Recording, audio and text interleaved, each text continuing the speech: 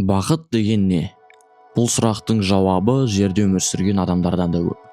Біреу бақытты ақша дер, біреу тыныш қана кәрілікке дейін жасап, немере баласының қолында өлу. Немесе аққан жұлдыздай жарық жанып тез сөну. Ата-анама үй алып, баламды оқытып, ұлтыма, жоқ, барлық адамға жақсылық жасасам, менің қуанышты боларым сөзсіз. Бірақ адамның тоймас көңілі сол кезде де өзін бақытты сезінер ме екен? Бақытты болу үшін оның не екенін білу керек. Бірақ өзіне осы сұрақты қойған адам шын бақытты емес. Дені сау адам ешқашан өзінің тісінің ауырғанын ойламайды. Тек ауырғанды білген адам ғана сау кезінде шүкіршілік етеді. Өмірде жамандықты көрмей, жақсылықты білмейсің. Қайғырмасаң қуаныштың дәмін сезбейсің. Тіпті тек ләззат қалайтын наркоманның да тозасы бітеді. Өмір бізді әрқашан балансқа тартады. Бір ғалымдар бай мен кедейдің бақытын бақылаған екен. Және байдың бақыт көрсеткіші кедейлермен бірдей болып шықты. Адам әрқашан өзіне проблема табады. Кедей бай болсам, бай құдай болсам дейді.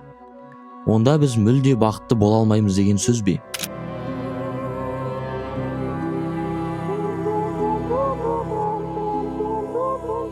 Адам әрқашан әр уақытынан ләззат алып тұра алмайтын факт. Бірақ бақытты болуы мүмкін. Ол үшін біз бақыт деген сөзбен өзіміздің миымызды өзгерту керек. Біз ертең өлсек, арғы күні келетін бақыттан не пайда? Бақыт абсолютті ләззат емес. Өміріңдегі негативті және позитивті эмоциялардың гармониясы.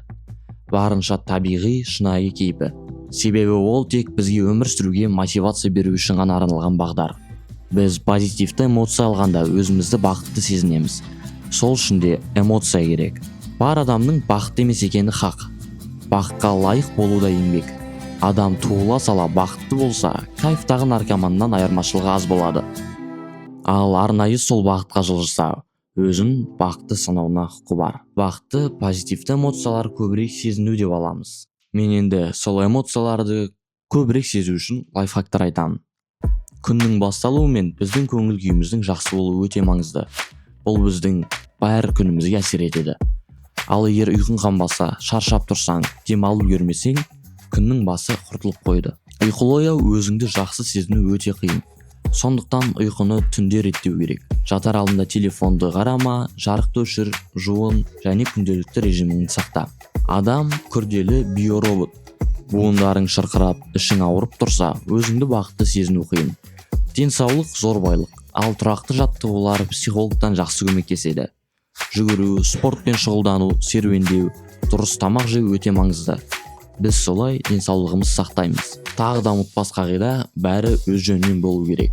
Кез келген затты шектен тыс қолдану зиян. Судың өзі көп ішсең у болады. Әсіресе біз қатты қалайтын заттардан. Телефон, тик-ток, тәтті, наркотик, арақ тәрізді. Және менің соңғы айтарым, бірақ маңызы бойынша емес. Ол біздің басымыз. Біздің қалай ойлайтынымыз. Қазір бізге бақытты сезінуге не кедергі жасайды? Өмірімізге кедергі жасайтын қандай проблема бар? Осының бәрін алып, бір параққа тізім қылып жазамыз. Ол арманыңның алыстығы, өткендегі қателігің, жақыныңнан айырылу, кредиттің келуі, не достарыңның мазағы да болуы мүмкін. Проблеманың ауыршылығы емес, сенің көңіл күйіңе қалай әсер ететіні ғана маңызды. Соның бәрін жазған соң біртіндеп шешімін табу керек.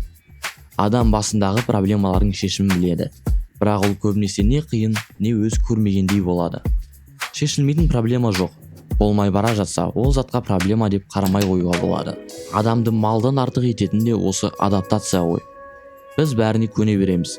Жердің жартысын бомба жойып жіберсе де, қайтаран киіз үйге кірсек те, не технология дамып, ешқандай жұмыссыз рахат өмір сүретін болсақ та, біз үйренісіп кетеміз. Осылай өмірімізге кедергі келтіретін заттарды ақырындап жоя отыра, біз өміріміздің негативін азайтамыз. Кедергілерің жойылып, мақсатыңа жетуің жеңілдейді. Есіңде болсын. Өмір ол динамика. Әрқашан қимылда бізді бақытты ететін мақсаттың өзі емес, оған апарар жол. Заманның түлкі болса, таз болып шал. Бәріне сау бол, лайк бас.